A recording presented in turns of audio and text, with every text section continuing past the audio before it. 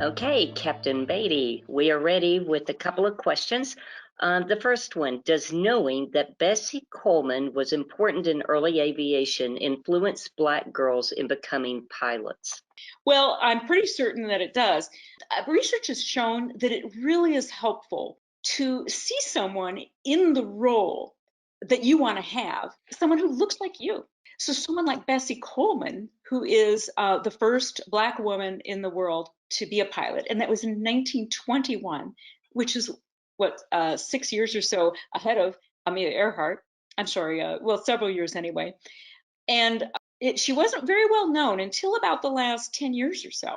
So I have a story about someone who became a dear friend of mine who is a Black woman and wanted to be a pilot. And she had not heard of Bessie Coleman. And so I gave her a mug that had a little information about Bessie Coleman. She did some more research. And also at that time, and this is over 18 years ago, a really early Black woman airline pilot, Patrice Clark Washington, who is retired now, but at the time she was flying for UPS. There was an advertisement in some weekly magazines like Time Magazine, Newsweek Magazine. It was a UPS ad, and it had a photograph of Captain Clark Washington. And I found that and I ripped it out and I mailed it to my friend. And she put it on her refrigerator.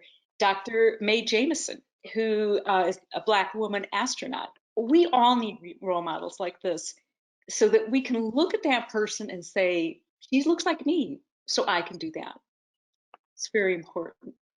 Thank you. Next question. Do you have any data or insight into the level of harassment or perceived harassment between female military pilots and female civilian pilots or former military pilots relative to female pilots with no military background?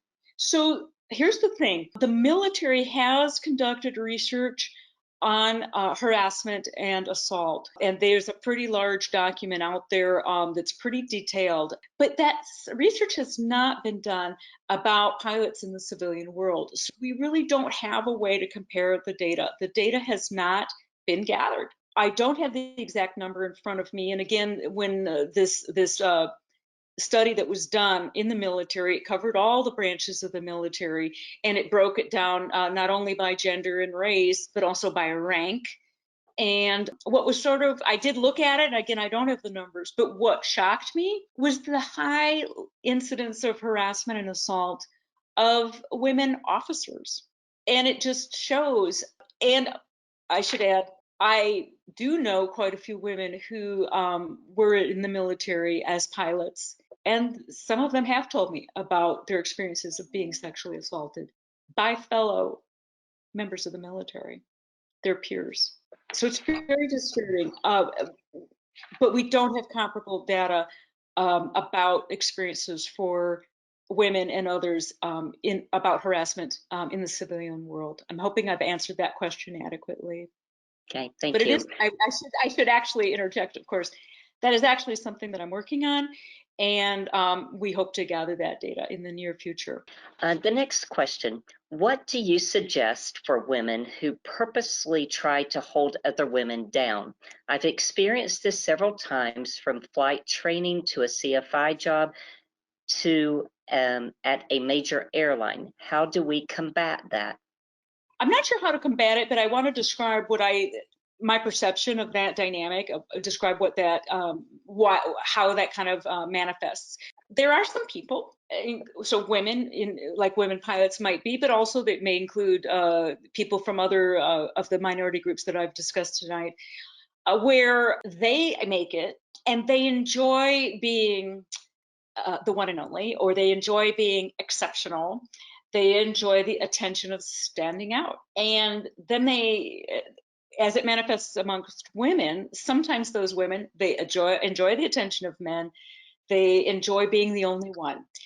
And then when another woman comes, they view that very competitively. And then that's where you might see them putting down the other woman. And they don't want competition for attention. They really like thinking of themselves perhaps as exceptional instead of, well, just one of many of us who are out here learning to fly. My other observation about such women is that typically or often they don't join organizations like the 99s or like Women in Aviation, the International Society of Women Airline Pilots. They typically don't join these organizations to be with other women. I'm not sure how to combat that.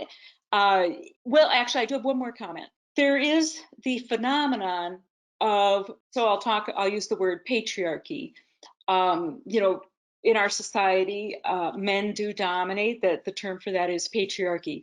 And it isn't only men who uphold that. Also, women, some women uphold the patriarchy because they may get some benefit from doing that. So that may explain the behavior. I'm not sure how to combat it, but once again, if, as I said in one of the earlier slides, anyone can be the harasser or the target. So a woman can harass another woman, definitely. That dynamic can happen.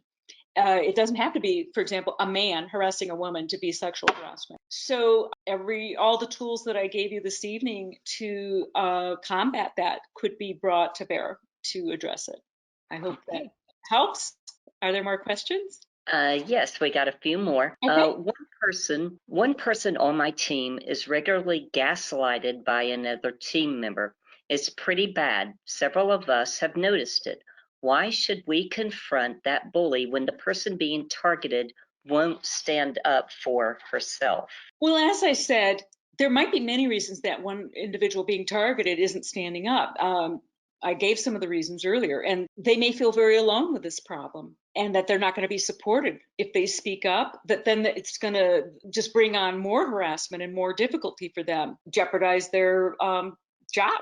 So, a better approach might be, and a question I might have for the person who posed this question is, how come if other people on the team are seeing the gaslighting, how come you're not together collectively calling out the person doing the gaslighting? And that might be a way to do it. And there may be a way to do it in a collectively that's in support. There's another, and you don't even necessarily have to say it in regards to that person being targeted.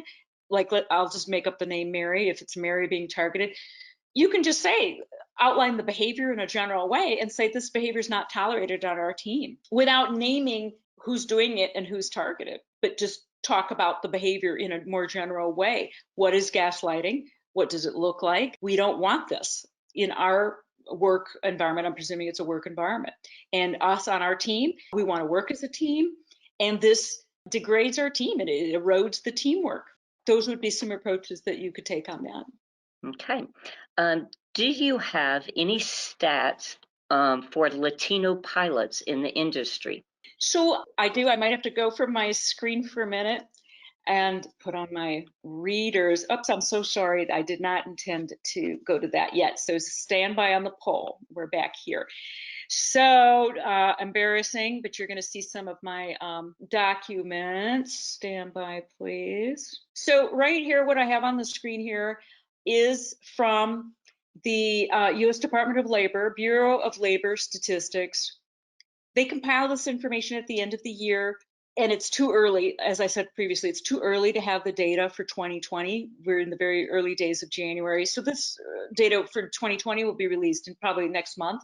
So this is from the prior year. And right there, this includes, so when the Department of Labor looks at employed pilots, they include all employed pilots. So it includes military pilots, flight instructors, charter pilots. I also think that it includes drone pilots, if that's their job, such as in the military. Some of us who fly airplanes don't believe they're pilots, but for the purposes of the Department of Labor, I think that they might be included. So right there on the screen, this is right from the Department of Labor.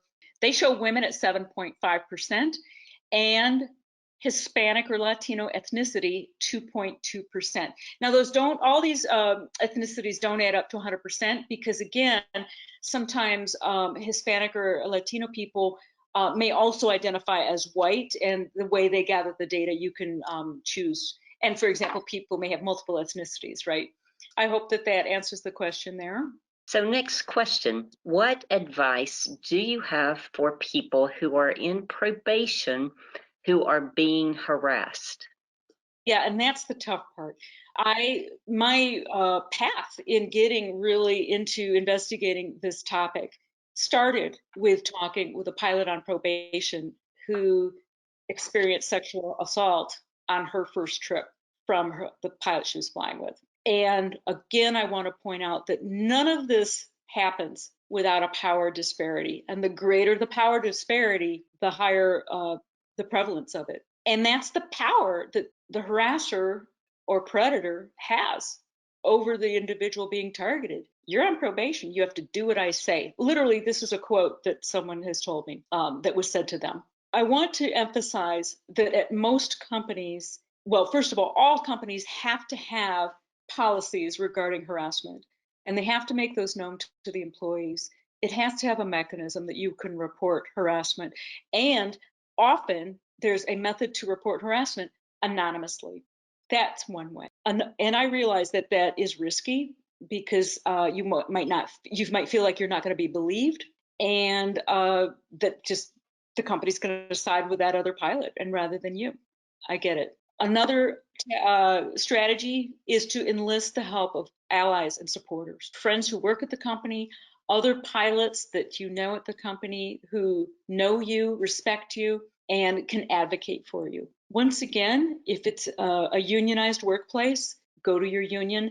I do have to say, there are quite a few people, women, who have attempted to enlist the support of the union, and the union has not been supportive, and they support the other member rather than the member who's been assaulted. I say again that it still needs to, that we still need to ask our union to support us because by law they're supposed to. This is one of the reasons we need to talk about this issue, and we need to report it. If we don't, well, that's how we are here. That's why in my 39 years in aviation, it's still going on and not really talked about, and that's wrong. So I'm hoping that within the company that this woman has a person, I'm sorry, I didn't hear if it was what the gender might have been, that they have supporters within the company. The other thing is go to some supporters and allies outside the company who can vouch for your credibility and can give you some advice on what to do. Once again, I want to tell you that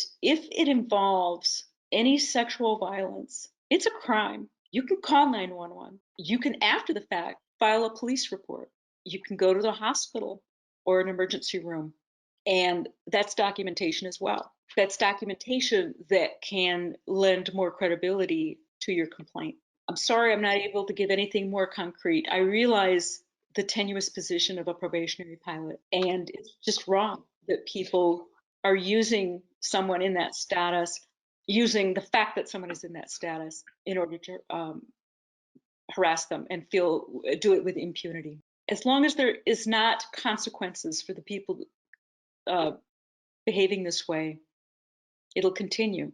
I believe that once consequences are more frequent or more better known that there are consequences, that there will be a deterrent to it. I also want to just say something, I didn't mention it earlier in the program, that sometimes people don't want to report harassment because they assume that someone's going to lose their job. And that's not necessarily true, especially if it's just harassment. I don't mean just, but especially if it's harassment that's verbal, telling a really bad joke or off-color joke or making a racist comment by itself might not cause someone to get fired. Even the EEOC says the consequences of the behavior should match the level of behavior. And it might be a disciplinary action of, being talked to and a note in their record. It might be time off work without pay. Especially when you get to a company that really does address harassment in a real way, probably it's only going to result in termination for egregious actions or once there's really a pattern and a history of egregious behavior. Even harassing behavior that's only verbal, if it goes on and on and on enough, it could maybe eventually lead to termination, but I don't believe it ever would in the first report, for example. So I just want to say that because I've heard people who've been harassed say, "Oh, I don't want someone to lose their job over this." Yeah, not that likely. Okay. Thank you. Ready for the next? Yes. Super. All right.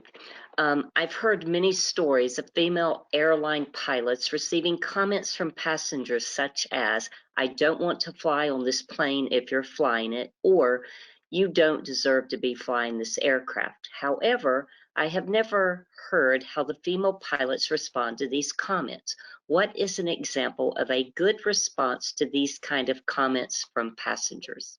So in my own experience, I haven't had the experience of someone saying, I don't want to fly on this airplane because there's a woman in the cockpit. That's not been my own experience, but I've heard it from others, and I'll talk about that in a moment. My experience has been more just this astonishment. So one really memorable time, I was, so depending on the configuration of the aircraft and the entry door for the passengers, sometimes the cockpit door is right there, and then people naturally, out of curiosity, look up in the cockpit because it's interesting, all the switches and dials and lights, and see. And then I was seated in the right seat, the first officer seat, so very much right in view. And people going, "There's a chick in the cockpit," is one comment, or "Wow." And so one very memorable comment that a passenger made was, "Do you really know what all those switches and dials do?" So if you think about it on a rational level, it's like, well, if you think that I don't know, then why would you want to get on my airplane, right? Or why would I be sitting in this seat and wearing these wings? I mean, obviously, I know what these switches and dials do. I guess what I mean is sometimes things come out of people's mouths without filter, like they really aren't thinking. Because to me, it's very obvious that a woman, or again, someone who looks a little different than the stereotypical male gray-haired pilot. Anyway, so some comments, some responses that I've heard is just sometimes I just say, yep, and here I am, and be pleasant and have a smile. I did hear a quip that's kind of humorous. Is oh no, I just turn on all the silver switches and don't touch the red ones. Or another, I kind of joke, oh, I'm up to chapter 3, in the book about how to fly, and you just make light of it in a humorous way. And of course, in a way that's not, humiliating or shaming the person that made the comment, because that's counterproductive. So those are some of the ways that I responded, of just like, yep, or you could literally just say, yep, I'm trained. So in regards to the comment of, well, if I'd known a woman was flying this airplane, I wouldn't have gotten on board. Or, wow, I don't want to fly on this airplane because there's a woman. One comment, I have not experienced this myself, but one response that has occurred to me to say is, for this flight, the FAA requires that I'm on board. The FAA does not require that you're on board and you're free to go. And I'm happy to call a gate agent who can rebook you on another flight. Again, trying to be, courteous and accommodate their discomfort. Let them go. And if it's after a flight, then that's just someone being rude. And I do have a little bit of a generic response there of just thank you for flying with us today. Okay. Okay. So, Captain, how do you deal with men leaving you out of the conversations on purpose because you're a female? I am a female pilot with the same male pilot colleagues who constantly leave me out of conversation. Boy, that's a tough one. And it's hard. There's not quite enough context in that question for me to understand if that's, say, on a small airport where in a social situation and feeling not included in the social activities and the fun activities, or if it's in a work environment. But again, there's a way that you could politely but firmly identify the behavior and say what the consequence of that behavior is, and then your expectation for improvement. So, for example, when you don't include me on the group email about our upcoming charter flight that's next Tuesday, it makes it difficult for me to perform my job functions correctly to be prepared for that flight. So please include me on the emails in the future. That kind of thing is to try and handle it, just again, be very plain spoken. I try to avoid accusatory language and again, labeling or name calling, but just the facts. I was excluded from this email chain. I should have been included for this reason. In the future, please include me. And you could include a statement that says, I expect, I expect better of this team in the future. That might be a way to handle it. Okay, and this is kind of on the same lines, but a little bit differently. Gender harassment in group. Men who are courteous to me individually, but in the group will make odd comments. For example, medical examiner who presents to the group the in informal discussion says, "You can touch my face anytime. I didn't go back for my medical." It wasn't clear to me if that comment that the examiner made to the woman, I'm presuming it's a woman, was made privately or made in the group. Is that, can you? For example, medical examiner who presents to the group. So Okay. yes.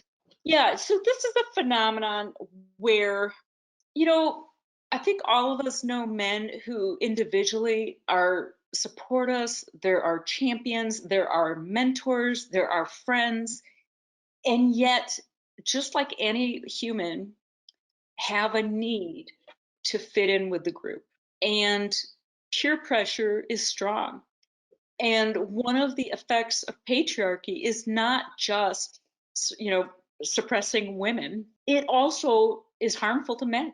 And what can happen in group settings amongst men is that they feel like they have to join in with the joking, join in with the whatever nasty things are said about whatever, or join into the, you know, sex bantering, to fit in. As you may know, often men who might not do that, one way that they are excluded and shamed is they're called gay, and it's used as a slur. And that's a way men put other men down who don't conform with this macho culture. So that's very damaging to men in addition, not just to women. One way to address it would be to talk to your friend privately. I learned a long time ago by doing it wrong, is you publicly praise, but you privately correct and criticize and chastise. So one thing you could do, and I don't intend that you suggest that you chastise your friend, but you could take your friend aside, talk to him privately, and ask him, well, what was going on there? See what he has to say for himself, and highlight how harmful and painful it is to watch that happening, and ask if he might change his behavior in the future. And this is a really good juncture for me to point something out that's really important about this topic. You know, we women, for example, can talk on and on amongst ourselves about harassment in aviation, sexual harassment. But this isn't going to shift until we have men as advocates and allies shifting the conversation and holding other men accountable for their behavior, exerting peer pressure. That's what's going to shift this. That's why we need these open and honest conversations about it. And similarly, this has been the experience of the LGBTQ community. Things didn't shift for that community until a lot of people who are straight, but who are advocates and allies, joined in the effort to change the trajectory of what was happening. Similarly, we've been seeing it for Black people in America. It's going to take supporters and allies and advocates who are not Black, but who support those efforts to stop the harassment and injustice and inequality, to shift the conversation and shift the trajectory. So, specifically for women, we need our men as allies and friends. So, it may help to have just a calm, non accusatory conversation about that with your friends privately. All right. Well, we have many, many more. Um, so we'll have to call it soon, but Okay. we'll go ahead. One more, two more, you name it. So, Well, we could keep going a little longer, and of course, if someone needs to leave, they can, and they can view the video later if they choose to. So let's keep going, and I'll try and keep my answers okay. shorter if I can. All right, here we go. Okay, the Okay. next one's kind of long. I've filed a very strong complaint with EEOC against my airline. Sexual harassment and discrimination, age discrimination, medical harassment, and retaliation. The EEOC has opted thus far to litigate it on a federal level rather than give me a notice of right to sue, in parentheses, to sue on my own, which means my company can't bury my lawyer financially. How can I get more women who have experienced harassment involved without risking their careers. Several have come forward with affidavits, and I'd like to go forward with as many as possible. So for people who don't understand how this works, I'm going to give a very brief explanation. The way the law works and the mechanism in the United States is that if you feel like you're being harassed, you can make your complaint directly to the company, the employer. And by the way, the liability and legal obligation for keeping the workplace free of harassment is the company, the employer's responsibility. So when you go to the EEOC with a complaint, which then you can do if the company response is not adequate, you can go to the EEOC. You can also go directly to the EEOC. They might refer you back, but at any rate, once you go to the EEOC, what the EEOC is going to do, they're going to pursue action, not against the person who harassed you, but against the company, because that's what the law says. It's the company's responsibility. Okay. And what she's referring to is the EEOC can take the case on themselves and pursue it, which is actually can be a very good thing in regards to there have been lawsuits in aviation in the past that have made big changes at some of these large companies that have forced these companies to recruit, interview, hire, and promote minority groups, including women, including minority racial groups. Or the EEOC can investigate and say, we're not going to take this on ourselves, but from the evidence that we've gathered, we believe that you have a good court case, and we're writing a letter that says you can proceed with legal action on your own, and then that's at your own expense, by the way. I'm afraid I don't have more information for you about what you in particular can do, except to just continue to solicit affidavits from other people who may have experienced harassment at the same company, and hopefully, maybe gather a class action. A class action means when there are enough people. I'm thinking of a large employer, not in aviation, where there was widespread discrimination in promotion of women into positions of management. And when it is widespread, then they call it a class action, where it covers really all the employees in that category who may have been discriminated against. And there can be a financial settlement. It can take years. This is the type of thing that changes the dynamic over time, but it takes a lot of time. And it takes a lot of effort. I'm sorry I can't be more encouraging. Another place that you can go beyond some of the places you mentioned is to go to Time's Up. And Time's Up is a legal resource that was formed by the women of Hollywood. And it started from literally the Me Too movement, from the women who were sexually harassed and assaulted by Harvey Weinstein. And it is a powerful legal resource that's available to women in all different industries. So that might be a good place to go to carry this forward. Can you discuss what Air 21 and how this can or not apply to harassment? I cannot. I'm sorry. I'm afraid I don't have enough familiarity to address that question, so I apologize. I'm really not able to speak with any authority on that. So sorry. Next question. Okay. Thank All you. right. In the beginning, I viewed myself as a pilot, not a female pilot, just a pilot.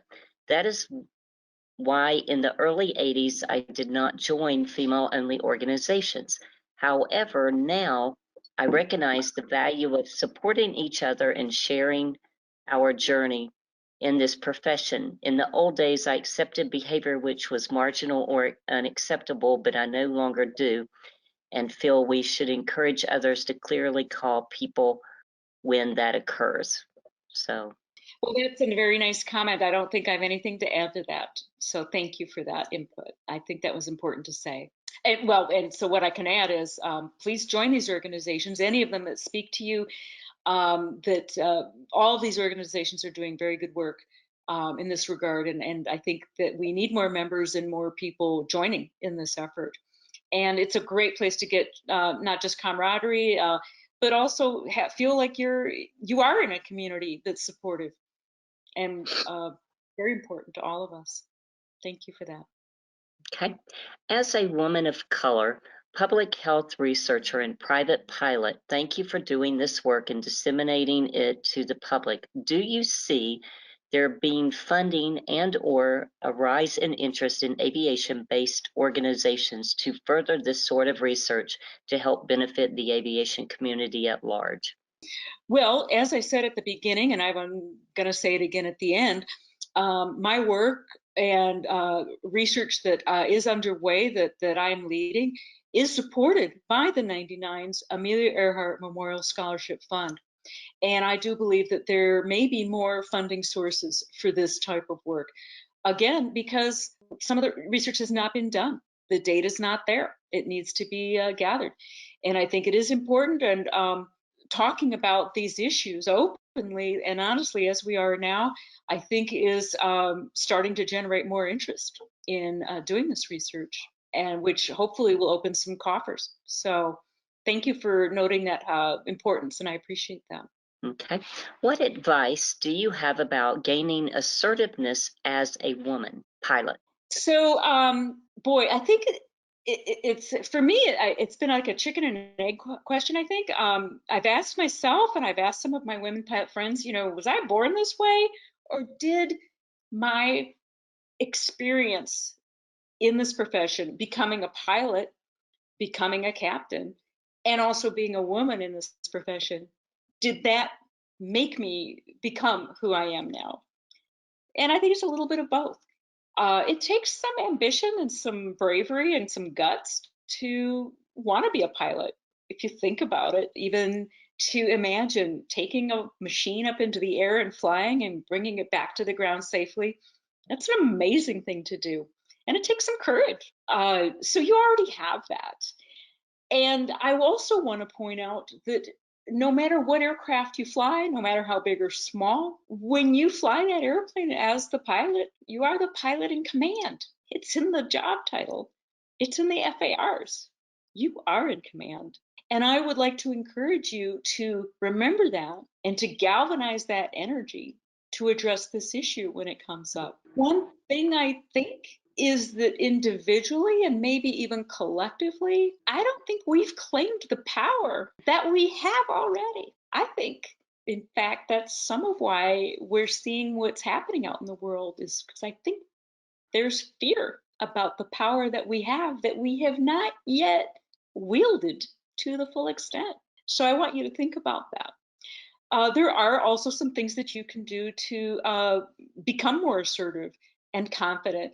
Certainly keep flying and keep training, get more ratings if you can, or learn different types of flying, whether that's aerobatics or seaplane or tailwheel flying.